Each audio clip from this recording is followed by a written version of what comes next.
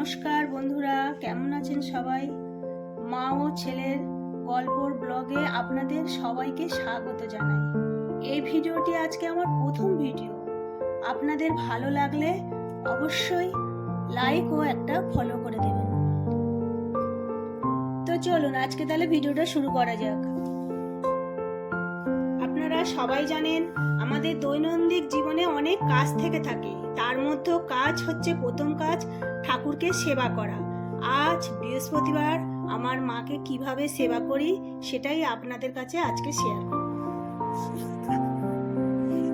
জানেন তো প্রতিদিন অনেক কাজ থেকে থাকে, ফুল তোলা, বেল পাতা তোলা, তুলসী পাতা তোলা, দূর্বা তোলা, তুলসীর থান ধোয়া, এরকম কাজ আমাকে সব নিজে হাতেই করতে হয়। তার মধ্যে আবার আজকে বৃহস্পতিবার, মা লক্ষ্মীর ঘরে জল দেয়া, সিঁদুর দেয়া, শিব চান করানো, চারটিখানির কথা বলুন কি করব, একা হাতে আমাকে সব করতে হয়। যাই হোক, আপনাদের সঙ্গে কথা বলতে বলতে এদিকে আমার বাসন মাজা হয়েই গেল।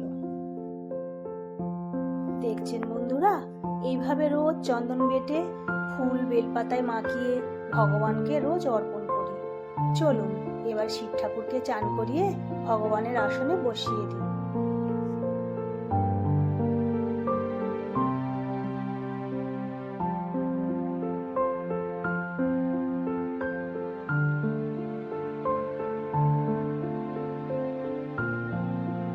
জানেন তো বন্ধুরা, আজকে তোমার দাদা বাড়িতে না থাকায় আমি তেমন কিছু বাজার থেকে আনাতে পারিনি। ঘরে যেটুকু ছিল বাসাতা, মিছরি, আতপ চাল দিয়ে আমি আজকে মাকে সেবা দিলাম।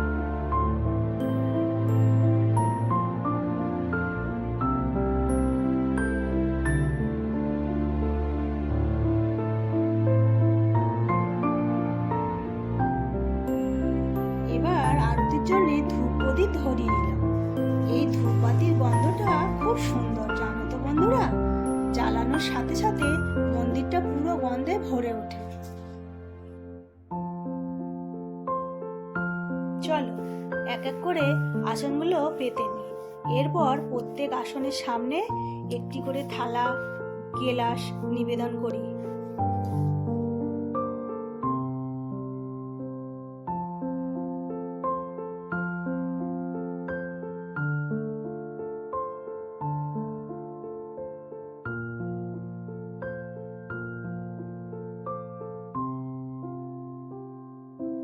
এরপর মা খেতে থাক, আমি মায়ের আরতিটা করে নিই।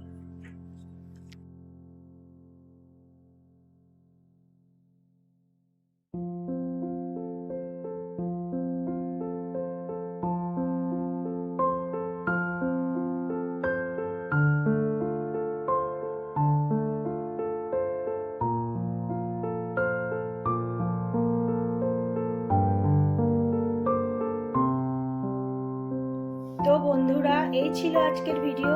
কেমন লাগলো আমাকে তা অবশ্যই জানাবেন। দেখা হচ্ছে পরে একটি ব্লগে।